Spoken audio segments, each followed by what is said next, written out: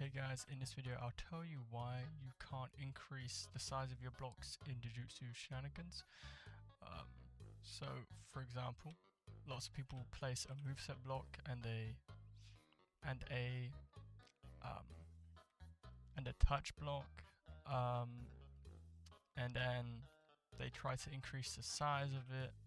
Let's say they try to increase the size of this one, and then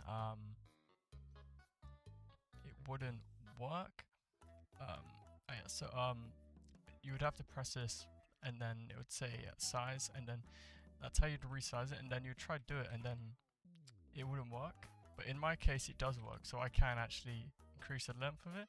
Sometimes, like, you'll use your mouse and you'll drag it, and then it wouldn't even work. And this is because you just it's a glitch. So if it doesn't let you resize it, just leave the game and join back, and it will be fixed. Possibly you can save your progress with the custom moveset, therefore you won't lose any progress. So yeah, that's the video. Thanks for watching. Bye.